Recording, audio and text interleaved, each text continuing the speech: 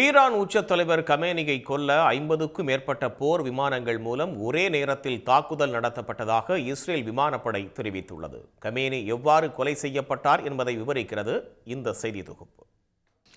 America மற்றும் Israel படைகள் Iran மீது தாக்குதலை தொடங்கிய முதல் நாளிலேயே ஈரான் உச்ச தலைவர் கமேனி கொல்லப்பட்டதாக வெளியான அறிவிப்பு உலகையே அதிர்ச்சிக்குள்ளாக்கியது. ஈரான் உச்ச தலைவர் கமேனியை அவ்வளவு எளிதாக யாராலும் நெருங்க முடியாது என்ற நிலையில் எப்படி கமேனி கொல்லப்பட்டிருப்பார் என்ற கேள்விக்கு பல பதில்கள் கூறப்படுகிறது. இந்த நிலையில் ஈரான் உச்ச தலைவரை கொல்ல கையாளப்பட்ட திட்டத்தை இஸ்ரேல் விமானப்படை விளக்கியுள்ளது. கமேனி இருக்கும் இடத்தை இஸ்ரேலின் ராணுவ உளவு அமைப்பான மொசாட் மூலம் இஸ்ரேல் விமானப்படை தெரிந்து கொண்டது. இதைத் தொடர்ந்து ஈரான் தலைநகர் தெஹ்ரானுக்குள் அதிரடியாக நுழைந்த 50க்கும் மேற்பட்ட அதிநவீன போர் விமானங்கள் மொசாட் குறிப்பிட்ட பகுதிகளில் கடும் வான்வழி தாக்குதல்களை நடத்தியதாக இஸ்ரேல் விமானப்படை தெரிவித்துள்ளது.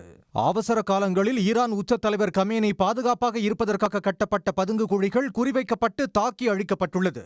ஆபரேஷன் ரோரிங் லைனின் முதற்கட்ட தாக்குதலிலேயே கமேனி கொல்லப்பட்ட நிலையில் ஈரானின் பிற மூத்த தலைவர்களால் பதுங்கு குழிகள் தொடர்ந்து பயன்படுத்தப்பட்டது. இதனால் பதுங்கு குழிகள் மீது தொடர் தாக்குதல்கள் நடத்தப்பட்டதாக இஸ்ரேல் ராணுவம் கூறியுள்ளது. தெஹ்ரானின் மையப்பகுதியில் உள்ள அனைத்து தெருக்களிலும் நிலத்தடி பதுங்கு குழிகள் இருந்ததாகவும் ஈரான் மூத்த அதிகாரிகள் மட்டத்தில் நடத்தப்படும் கூட்டங்களுக்கான ரகசிய அறைகளும் அதற்கான பல நுழைவு வாயில்களும் இருந்ததாக இஸ்ரேல் அறிக்கையில் குறிப்பிடப்பட்டுள்ளது.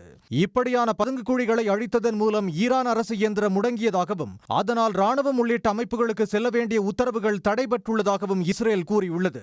இந்த தாக்குதலுக்கு இஸ்ரேலின் மேம்படுத்தப்பட்ட பாலிஸ்டிக் ஏவுகணையான ப்ளூ ஸ்பாரோ எனப்படும் அதிநவீன ஏவுகணை பயன்படுத்தப்பட்டுள்ளது. இந்த வகை ஏவுகணை முதலில் வளிமண்டலத்தின் விளிம்பை நோக்கி வேகமாக உயர பறந்து பிறகு செங்குத்தான பாதையில் அதன் இலக்கை நோக்கி திரும்பி இலக்கை துல்லியமாக தாக்கி அழிக்கக்கூடியவை. சுமார் 6.5 மீட்டர் நீளம் மற்றும் 1900 கிலோ எடை கொண்ட ப்ளூ ஸ்பாரோ ஏவுகணை 2000 கிலோமீட்டர் தூரம் வரை பயணித்து இலக்கை துல்லியமாக அழிக்கும் வகையில் தயாரிக்கப்பட்டுள்ளது.